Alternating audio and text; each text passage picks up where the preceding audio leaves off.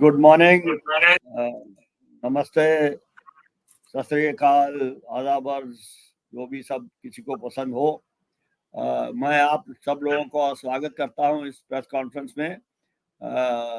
This has been a very important election, or let me say it is a very important election because one phase is yet to come. A lot of people have said a lot of things about this election. We will not do that.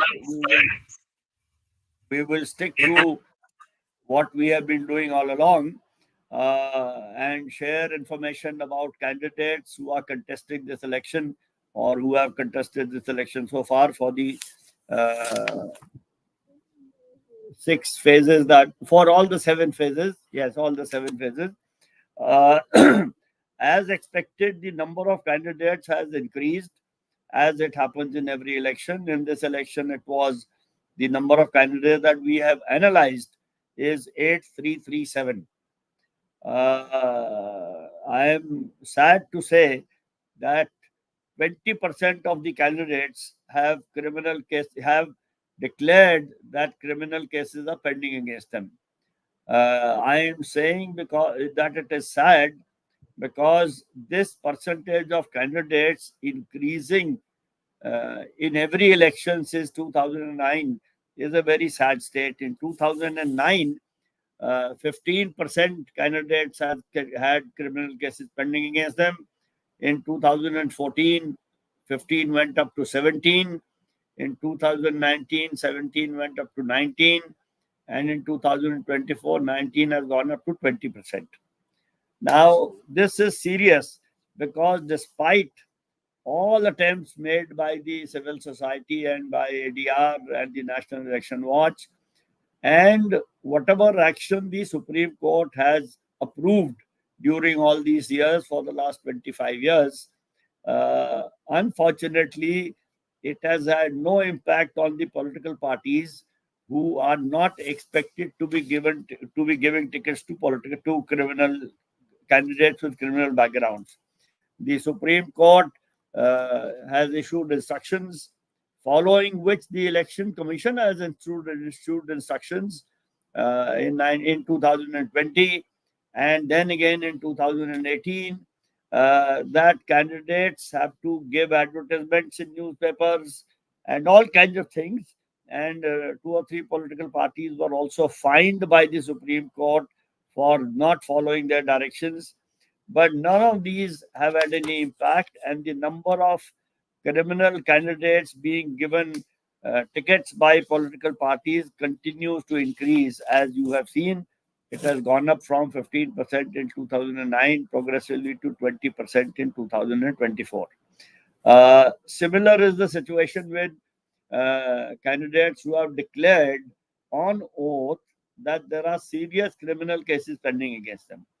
This was 8% in 2009, went up to 11 in 2014, to 13 in 2019, and now to 14%.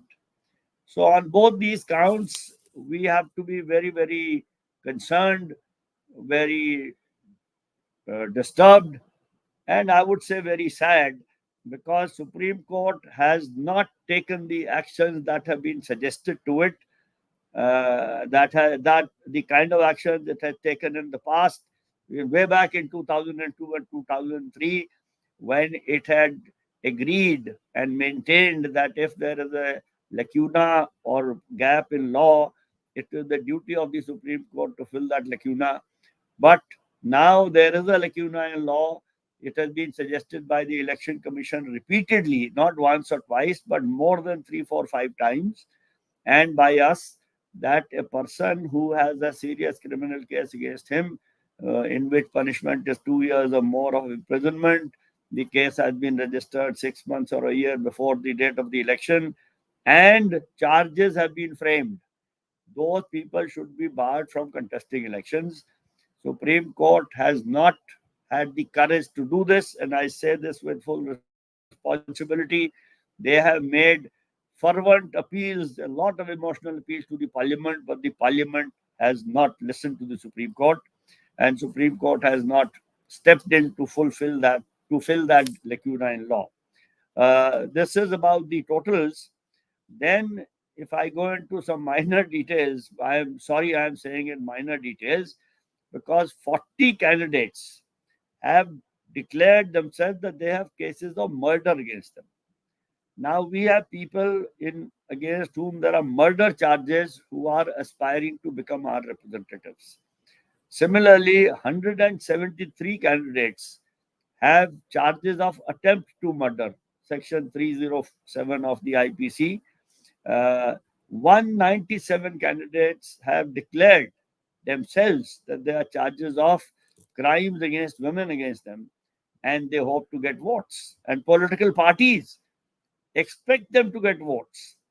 If we look at the party-wise situation, it is actually not very nice. Nothing can be nice as far as criminalization is concerned. In this election, 44% of the Congress candidates have criminal cases pending against them. 43% of the BJP have criminal cases pending against them. 13% of the Bahujan Samaj Party and 64% of the CPM. This proportion has also progressively increased. If we look at the Congress from 2019 to 2014, 19, 24, it is 27% to 28% to 39% to 44%. BJP 2009 27%, 2014 33%, 2019 40%, and 2024 43%.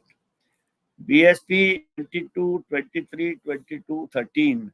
This is interesting, possibly because they are contesting less seats. CPM 25, 35, 58, 64. Now, I will confine my observations to the criminalization issue because this is what ADR started with.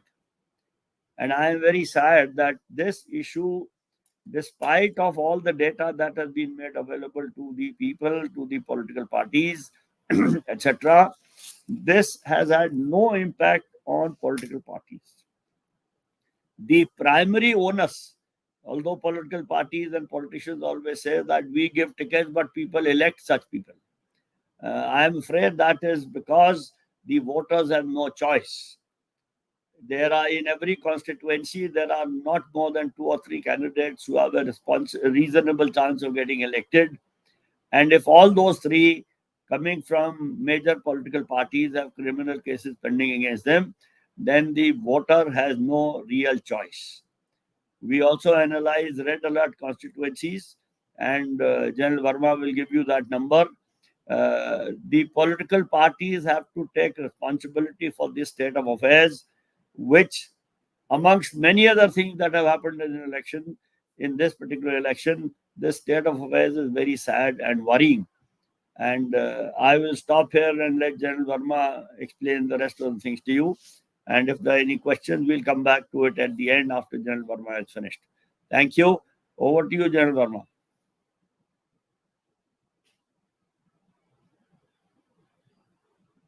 Please unmute yourself.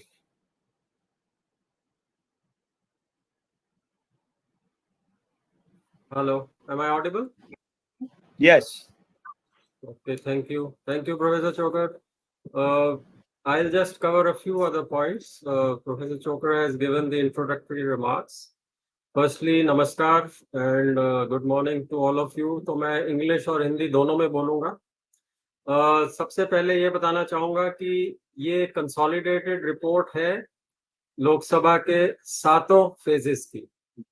6 phase तक की report हम phase wise एक एक कर निकाल चुके हैं और ये कंसोलिडेटेड रिपोर्ट जैसे ही ये अभी ऑनलाइन कॉन्फ्रेंस खत्म होएगी, after this it will be available on the myneta.info हमारी जो ADR की वेबसाइट है और जो हमारा myneta ऐप है, दोनों के ऊपर ये अपलोड हो जाएगी जैसे ही ये खत्म होएगी conference. Question and answer session हम एंड में रखेंगे. मैं आपको रिपोर्ट की जो समरी है मोटे तौर पे वो बता दूंगा, क्योंकि रिपोर्ट तो तकरीबन 400 पेज की है जिसमें सबसे मोटा बम्प जो है वो क्रिमिनल केसेस के रिकॉर्ड्स का है, लगभग 200 पेज तो वही है। और ओके, सो मैं इस चीज से शुरुआत करूंगा कि जो अभी लोकसभा जो अभी मतलब खत्म होने वाली है, उसमें 43% एमपीज जो हैं वो क्रिमिनल केसेस उनके ऊपर थे, और उसमें से 29% सीरियस क्रिमिनल केसेस वाले थे। There were 88% MPs who were crorepati's, and the average assets of the current Lok Sabha was rupees 20.93. अभी जो आपको इंफोग्राफिक दिखाया जा रहा है, इसमें you can see, I will show it in English and in Hindi.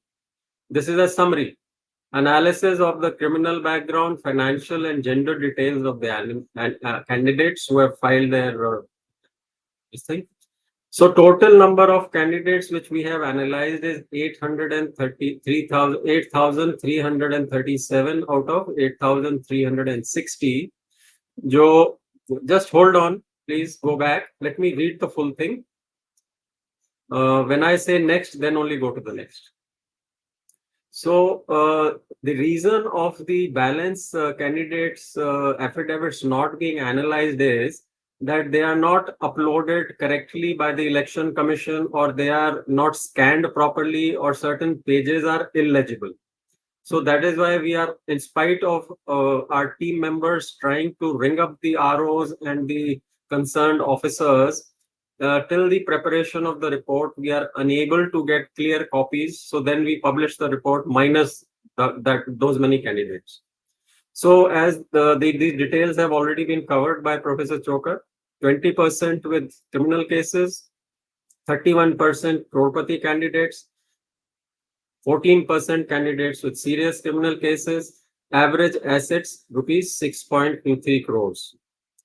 Okay, and ladies, female candidates, 10%. Okay, next, now you can show the Hindi one, please. So just show it, please. Yeah, let people read it. There may be some people may not be able to read English. All right, thank you. Now, coming to the number of parties. As per the, okay, you can take off the infographic. As per the Election Commission website, as on date, there are 2,763 political parties in India. Out of these, 6 are national parties, 57 are state parties, and 2,700 are unrecognized parties.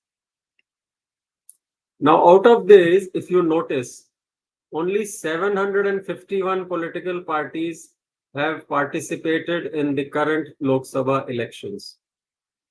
This is more than the 677 political parties which contested in 2019, and 464 political parties which contested in 2014, and 368 parties only which contested in 2009. So if you see, 2009 से लेके और 2024 के दौरान जो political parties elections में participate कर रही हैं वो दुगनी से ज्यादा हो गई, 104% बढ़ गई।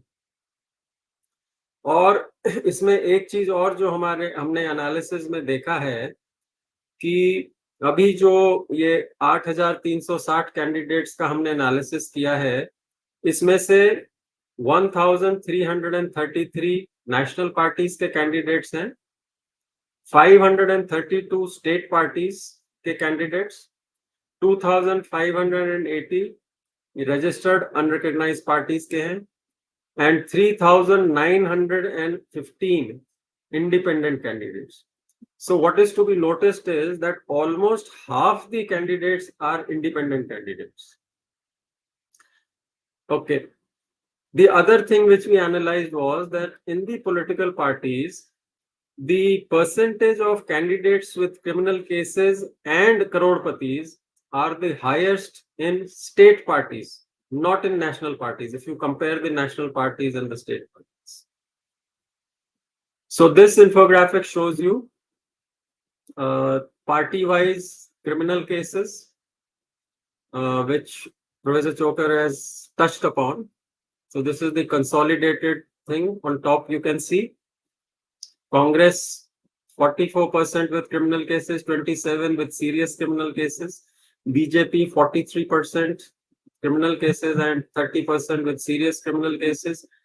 BSP, Baspa with 13% and 10%. CPIM is the highest with 63% and 35%, and independents 14 and 11%. Similarly, party-wise percentage of crorepati candidates, you can see number of candidates niche hai in red, and on top is the percentage. So 92%, that is 403 candidates of BJP are crorepatis. 89% or 292 candidates of Congress are crorepatis. 52% of CPIM, 33% of BSP, and 17% of independents. Now you can show the Hindi infographic.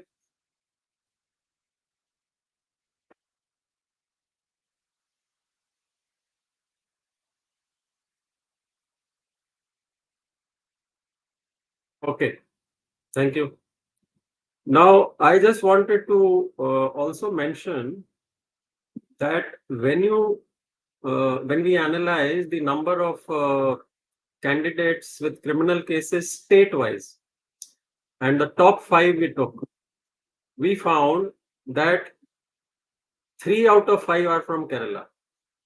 If you have seen the chart, you would have noticed that the maximum are candidates with criminal cases are from Kerala. And the guy who's number 1 has got some 234 cases against him. His thing runs into 4-5 pages of full scat on our report, you will see. It is surprising. That is the state with the highest literacy in our country as to why people with criminal cases are being fielded by the political parties in Kerala. One other thing which I wanted to mention, Professor Chhokar mentioned the other details, that out of these candidates with criminal cases, there are 98 candidates who have been convicted for offenses. मतलब जो jail काट चुके हैं या उनके ऊपर conviction हो चुका है, 98. He covered murder 40, attempt to murder 173. I also want to mention there are 197 candidates with criminal cases against women, out of which 16 candidates have got rape cases against them. So that is the state of the candidates who are given tickets. Now, if you compare the party-wise crorepatis, I already told you that we have shown you in the infographic. Average assets, again I can tell you, average assets of candidates of BJP are 41.26 crore rupees. Congress is rupees 24.72 crore rupees. Average assets of Baspa is rupees 2.6 crores. And average assets of CPIM is 1.47 crores. The number of women candidates fielded: RJD 29%, BJD 33%, Trinamool 25%, BJP 16%, Congress 13%, and Baspa BSP 8%. So the highest number of candidates fielded by a party is BJD, Biju Janata Dal. Okay. So the other details I will skip because those are all there in the report. Just one small thing I want to, because this report, the second part, or rather in the report itself, details of the recontesting MPs' assets are also there, because that has been taken out from the fresh affidavits which the recontesting MPs have submitted. So there are a total of 324 MPs who are recontesting in these elections. Okay, so you can see in the infographic.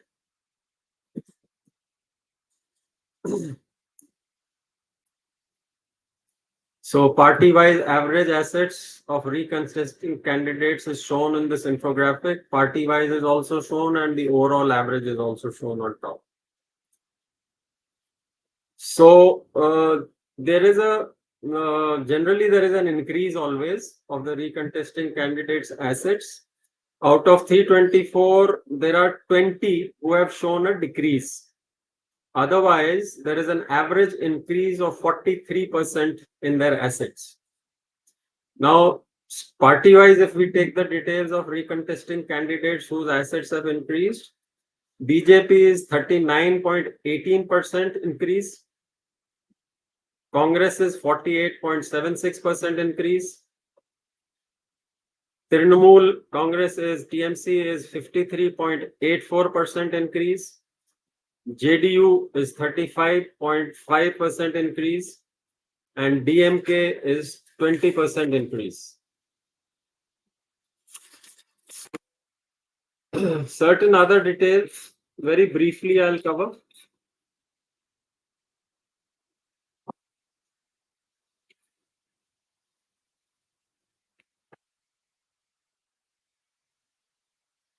The share of wealth among candidates. 5 crore and above, there are 12% candidates. 2 crores to 5 crores, 9% candidates. 50 lakhs to 2 crores, 21% candidates. 10 lakh to 50 lakhs, 26% candidates. And less than 10 lakhs, 32% candidates.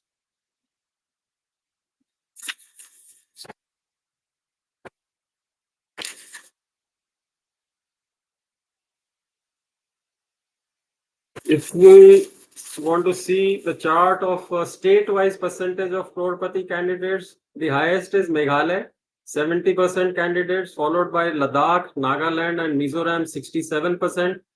Arunachal Pradesh, 64%. Himachal, 62%. And after that is Haryana, 46%. Sikkim, 43%. And amongst the bigger ones, Uttarakhand and Delhi, 42%. Percentage of candidates with crores, I am telling you now. Uttar Pradesh is 40%, Goa 38%, Odisha 38%, Bihar 35%, Assam 35%, Kerala 33%, Rajasthan 32%, Punjab 31%, Karnataka 31%, Manipur and J&K, Madhya Pradesh and Maharashtra, all 30% candidates are crorepati. Jharkhand 29%, Andhra 28%, Gujarat 26%, Bengal, West Bengal 25%, Chhattisgarh 24%, Tripura 22%, Telangana and Tamil Nadu 21%, Puducherry 20%.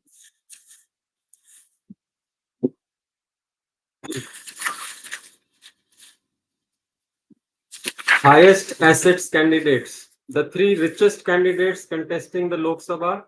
Firstly, Dr. Chandrasekhar Pemmasani of Andhra Pradesh, constituency Guntur, party name TDP, movable assets and immovable assets. If I total them, it is 5,705 crores. 5,705 crores. Number 2 is Konda Vishwevara Reddy. He is from Telangana, Chevala constituency. He is from BJP. Total assets 4,568 crores. Third is Pallavi Srinivas Dempo, South Goa, BJP. Total assets 1,361 crores. There are 46 candidates who have declared zero assets in their affidavits. And there are 767 candidates who have declared assets below 1 lakh. Then candidates with highest liabilities, top 3. First is again Dr. Chandrasekhar Pemmasani. His liabilities are 1,038 crores. Number 2 is S. Jagathra Chakan. Tamil Nadu, constituency Arukkanam, party DMK, liabilities 649 crores. Third is Ramesh Garg, Madhya Pradesh, constituency Morena, Baspa, BSP, liabilities 351 crores. The interesting thing in these number 2 and number 3 is, in case of Mr. Jagatara Chakan, his total assets are 53 crores, but his liabilities, which he has shown, is 649 crores. And in case of the third person, Ramesh Garg of Morena constituency, Baspa, his total assets is shown as 16 crores and his liabilities is 351 crores. Candidates with highest income declared in the ITR, the top three. First is Mr. Naveen Jindal, BJP, constituency Kurukshetra. Source of income, he has shown advisory fee, interest, dividend, and pension income. Spouse is also same source. Total income, self plus spouse plus dependent is shown as 84 crores and self income shown as 74 crores. Number 2 is Santrupt Mishra of BJD, Cuttack, State Odisha. Total assets 482. Sources from interest and investment, spouse income, salary. Total income of all, self, spouse, etc. 66 crores and self income also is shown as 66 crores. Number 3 is Venkataramana Gowda Star Chandru, Congress, Mandya constituency, Karnataka. Total assets 622 crores. Source of income, business income, interest and rental, etc. Total income is shown as 55 crores. Self income 16 crores. Other background details. Education. 42% candidates have declared their education qualifications between 5th and 12th standard, whereas 51% candidates have declared qualification of graduation or above. 292 candidates are diploma holders and 217 candidates have declared themselves to be just literate and 121 are illiterate. 14 candidates have not given their educational qualifications. Age details. 32% candidates have declared age between 25 to 40 years. 51% have declared between 41 to 60 years. 17% candidates have declared the age between 61 to 80 years. And 11 candidates have declared their age more than 80 years. So, party-wise gender details, BJP,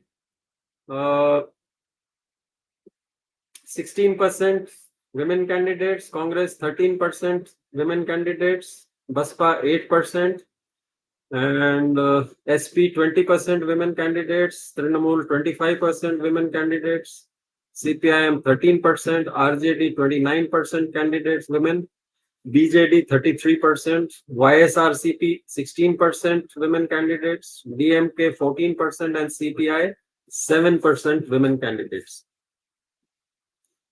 Other parties details you can see in the report. Asset recomparison I have already given in case of. So that is about all from my side. We can now take on questions. Nandini?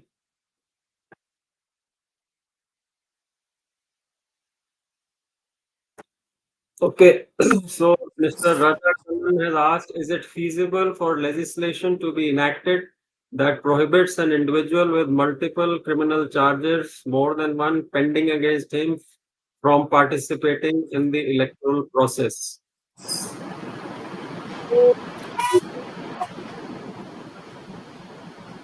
जो ऐसे candidate हों जिनके ऊपर multiple criminal charges हैं, मतलब एक से ज्यादा पेंडिंग हैं, और उनको इलेक्ट्रल प्रोसेस में पार्टिसिपेट करने से रोका जा सकता है क्या? सो प्रोफेसर चोकर ने इसके ऊपर टच किया था. You may like to elaborate sir. देखिए mister Kanal, this is a very good question. But my answer to the question is, it is feasible for legislation to be enacted, but it is not going to happen because the parliament will not do that. The reality is that it will not happen. Next question is, if the parliament will not do it, can it be done through the judiciary, through the Supreme Court. It can be done, provided the Supreme Court. Uh, I mean, I don't want to say anything about the Supreme Court which may be contemptuous or anything, provided the Supreme Court shows courage to do that. Legally, it is absolutely possible. It is not at all impossible, but the Supreme Court has to show courage to do something which is in the public interest, which the legislature or the parliament are not willing to do. So my answer is, it is feasible, but not possible through parliament, but it is certainly possible through the judiciary if judiciary shows courage. Thank you.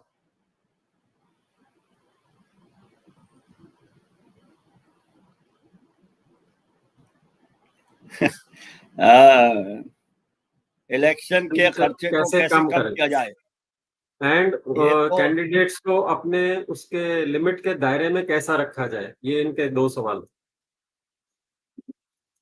देखिए, ये पहली बात तो ये है कि election के खर्चे को कम करने की चिंता किसको है? Who wants to reduce the election expenditure? People who incur this expenditure have never said they want to reduce the expenditure. The candidates and the political parties, every election, they say the limit of expenditure should be increased. So those who incur the expenditure are not interested in decreasing it. It is people like you, Mr. Sajendra Kathat, and me, who want to reduce the expenditure. Now, those who don't want to do it, those who do the expenditure, they don't want to do it. So our role is slightly extraneous, but I agree it should be done. The second question is, how can candidates be kept under the limit? There is no answer to that. The answer to both these things is, if the election commission becomes really serious about it, it can be done.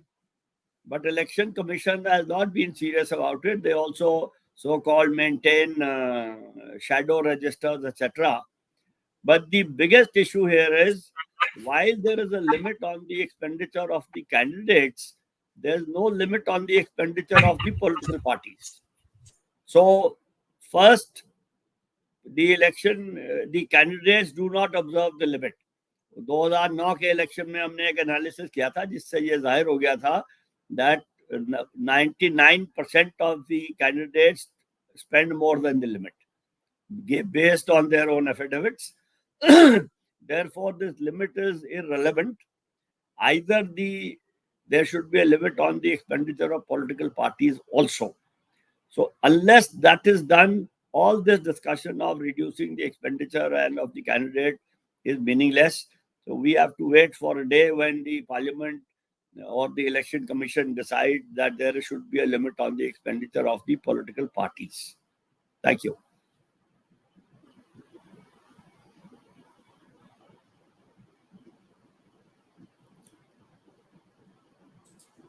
The property and criminal cases have been uploaded on MyNeta. I have checked that before I voted in Pune. Why I conference now and only last phase is to happen? Professor Vinayak Kelkar. Professor Kelkar, we are doing this because now the data for all 7 phases is available. So we are sharing this data in a press conference when the data for all 7 phases is available. You must have seen the data on MyNeta before you voted for the phase in which you voted. So the data for the 7th phase may have been uploaded a day or two ago. I'm not sure of that. But the press conferences, because data for all 7 phases is now available, and this is to put a finality to this data for the entire election. If you have any objection for us to do this conference, we apologize to you. But we see no problem in doing this.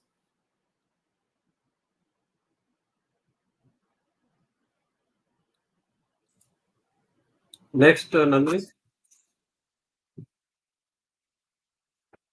Once again, Professor Kelkar, it is for the voter to decide whether the voter, she or he, prefers a candidate with more wealth or more criminal cases, or less wealth or less criminal cases. This is under a direction of the Supreme Court of India. We are informing the voters, and we are not telling any voter which candidate to choose and which candidate to reject. We believe that voters should be given as much choice as possible, no, sorry, as much information as possible, so that the voter can make an informed choice. This answer will have to be answered by every voter herself or himself. We cannot answer this question. Thank you. Next question, Anil.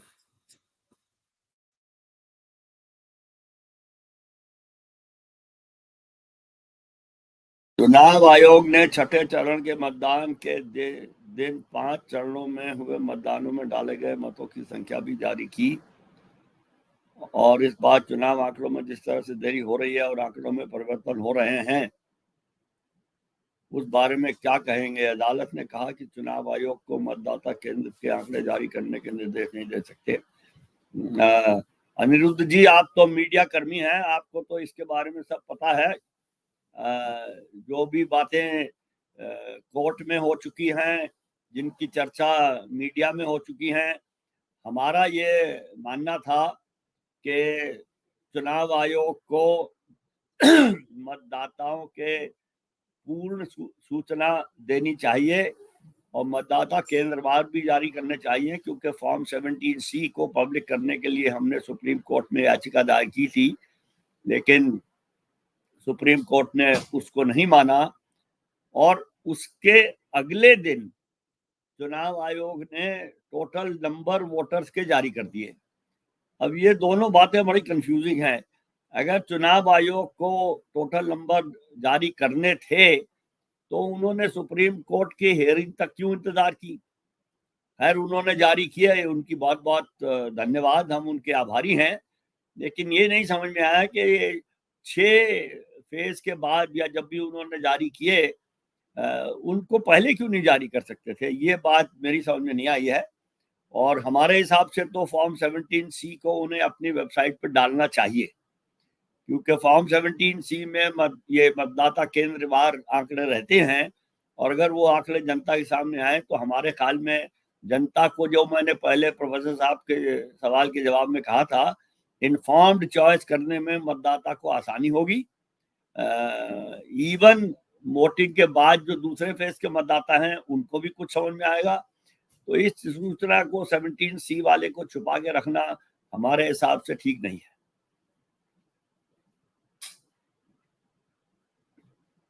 Next question.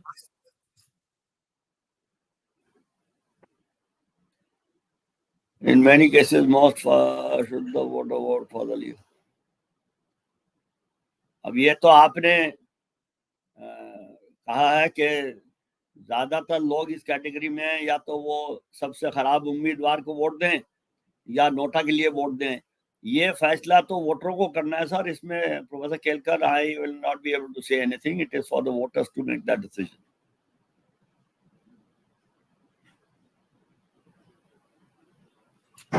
Is there any other question, Anil?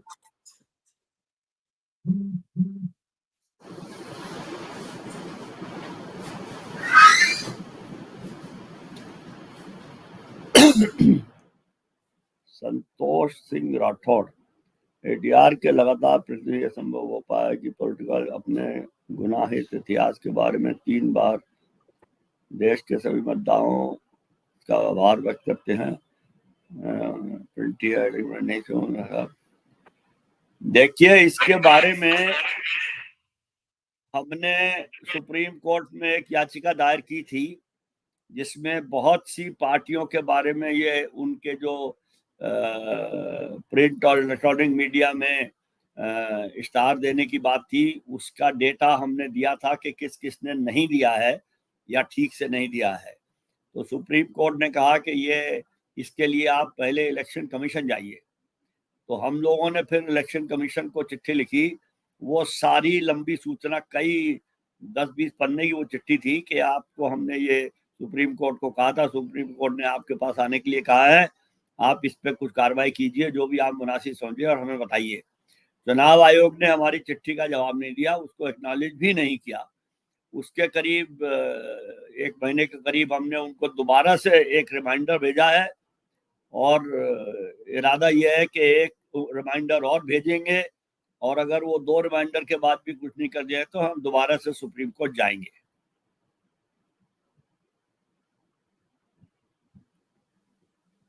Nandini, any other question? We can take one more.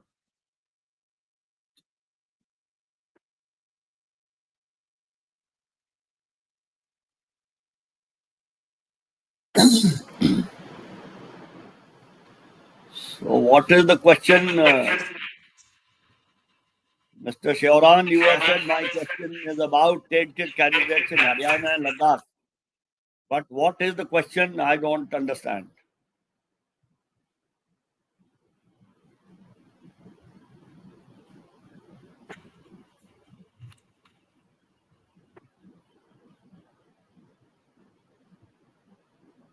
Nandini, if he responds, it's fine. Otherwise, is there any other question?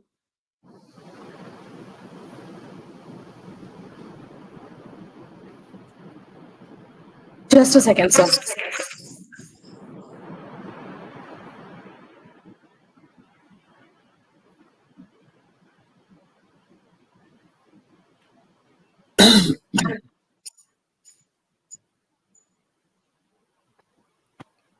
Do you give a similar analysis after about those who have been elected and that those who form government? Yes, we do. We give that analysis only after the election results are available and after the government has been formed. We do that in 2 stages.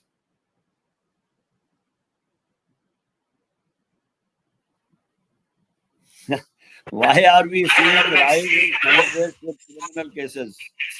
Any specific reasons? Mr. Jain, the reasons perhaps are many. I will not be able to list out all of them. But to me, that all amounts to what I said in the beginning, that political parties give tickets to candidates with criminal cases because they find them winnable candidates. Their winnability factor is very high. As a matter of fact, the Supreme Court in a judgment had said that it had asked political parties to give reasons why they had to give tickets to such candidates. And most of the time, the reason given is winnability. Supreme Court specifically said winnability cannot be a reason. But despite the Supreme Court having said that, several parties continue to give winnability as a reason. Now, what exactly winnability means, political parties will have to explain. I don't understand that very clearly. But the fact is, political parties find criminal candidates or candidates with criminal cases pending against them to be more suitable for whatever they want, which is winning the election. And criminal candidates or candidates with criminal cases pending against them bring all kinds of miscellaneous resources like money, like physical power, like capacity to intimidate, like capacity to fund other candidates of the party, etc., etc. There are many dubious reasons, and I don't think there is any need to elaborate them any further.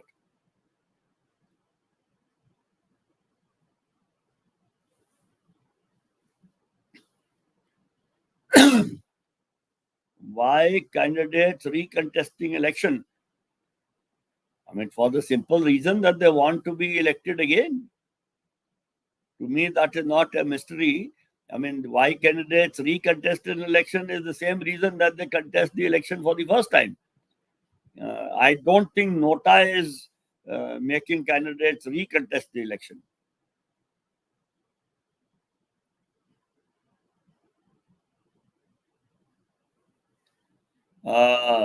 Can candidates with murder and crimes against women debarred? Certainly, they can be debarred because somebody had asked me a question earlier whether it can be legislated that candidates with criminal cases not be allowed to contest. And I said it can certainly be legislated provided the parliament wants to do that. So the same is true about candidates with murder and crimes against women. If the parliament wants, it can debar them. And as I also said, parliament will not do it, and judiciary should do it. But as I said earlier, judiciary does not seem to have the courage to do that as of now. So yes, they can be debarred, but unlikely through the parliament, possible through the judiciary, but unlikely to happen. I am sorry to say this.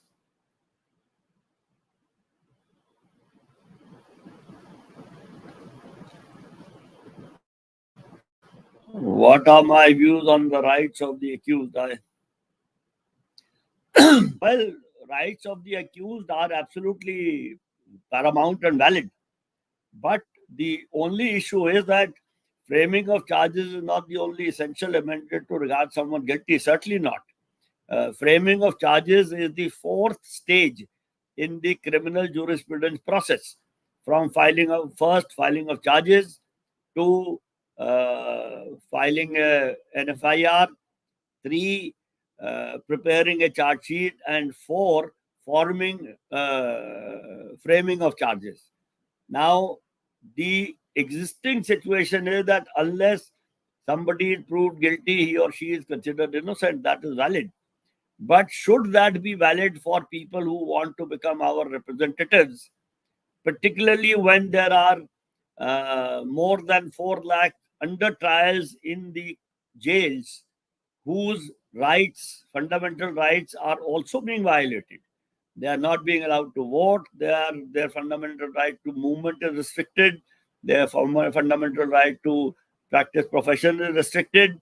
So we can restrict the fundamental rights of 4 lakh people whose charges are much less, who have spent more than their possible conviction time, possible jail time that they would for their offenses. But we will allow people with charges of murder, charges of rape, allow them to contest the election because there are rights of the accused.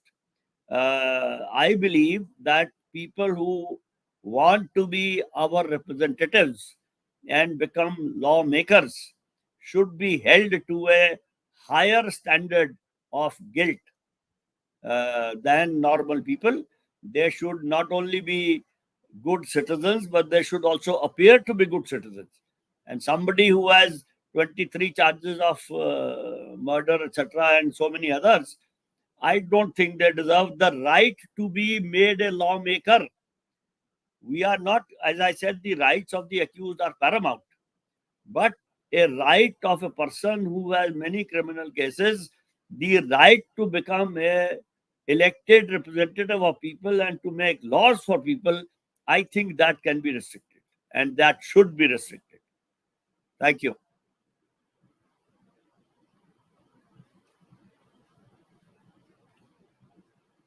Oh, yes, Mr. Pandey, I thoroughly agree with you. Not only should it should not be that 30% vote nota. The requirement should be that if nota gets more votes than any candidate, then there should be a re-election, not repolling. There should be a re-election in which the candidates who contested the earlier election should not be allowed to contest. This would be the correct way of implementing nota as desired by the Supreme Court.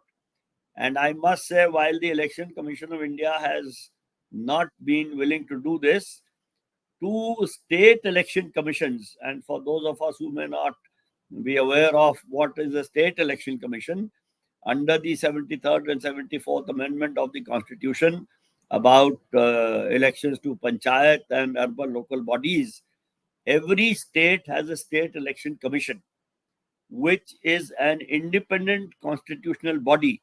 It does not function under the Election Commission of India. It functions independently as a constitutional authority. They are responsible for conducting elections to panchayats and urban local bodies. Two such state election commissions, Maharashtra and Haryana have issued notifications to the effect that if Nota gets more votes than any physical candidate, then the election will be cancelled and a fresh election will be held. In Haryana, they have said that in the fresh election, candidates who had contested the earlier election will not be allowed to contest. Maharashtra has only said that a fresh election will be held. So these two state election commissions have presented a very progressive example for other state election commissions and also to the Election Commission of India.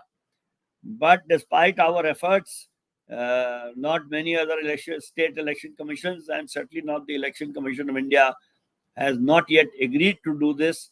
We are hoping that with time, Election Commission of India will see the logic of doing so and it will do it. Thank you for asking this question, Mr. Nitish Pandey.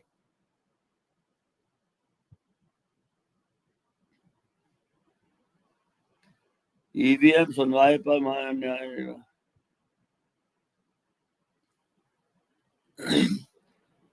ADR को इन टिप्पणियों से बहुत दुख हुआ है। इससे आगे मैं कुछ नहीं कहूंगा। कोर्ट की अपनी सीमा है, उसको लांघना या न लांघना कोर्ट की जिम्मेवारी है। हम कोर्ट का आदर करते हैं, वो सर्वोच्च न्यायालय है। सिवाय ये कहने के कि एडीआर को इन टिप्पणियों से दुख हुआ है, मैं और कुछ नहीं कह सकता।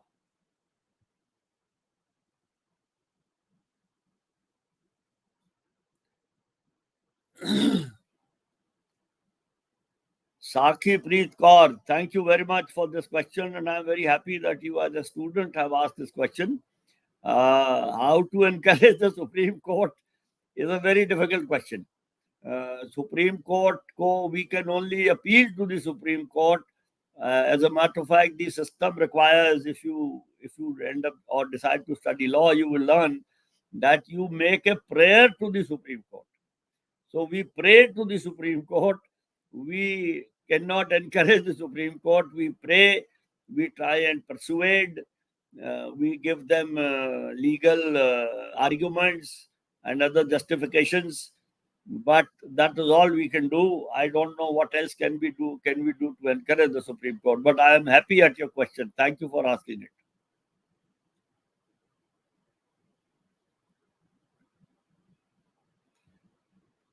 Kathyani, can a case be filed in SCR?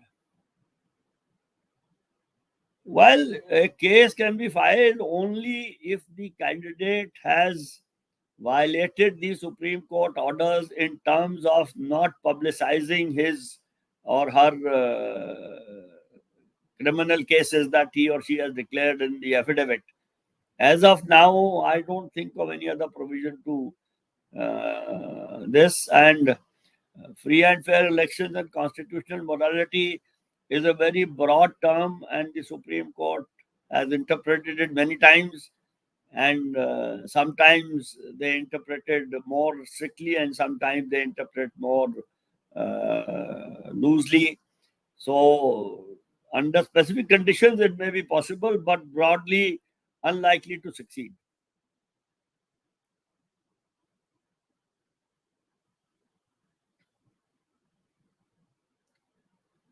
Can EC not follow the Supreme Court on the matter of Nota? Mr. Ravi Thomas, this question can also only be answered by the ECI. We have been trying to persuade them, but they have not yet been amenable to our persuasion.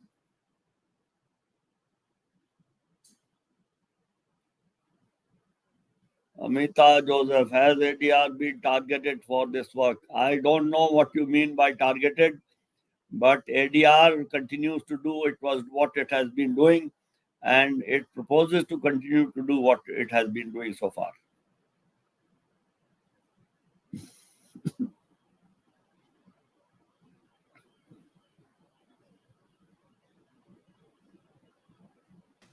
There is a question on third gender. To that particular commenter, please write to us at adr@adrindia.org. And sir, now we can wrap up. Just one thing.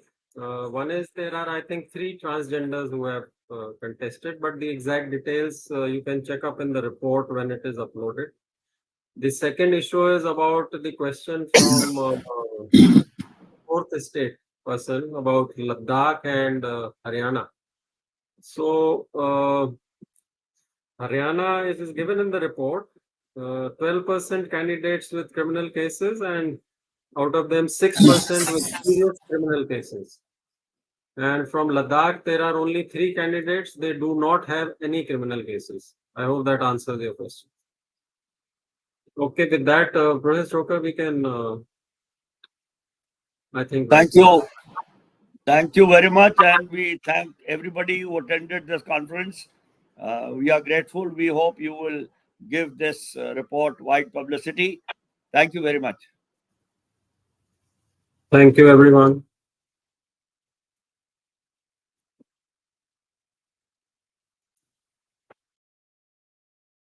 Our websites adrindia.org and myneta.info and listening to our podcasts and webinars. We appreciate all the support you have given to us. Please continue that support and donate at adrindia.org. Thank you.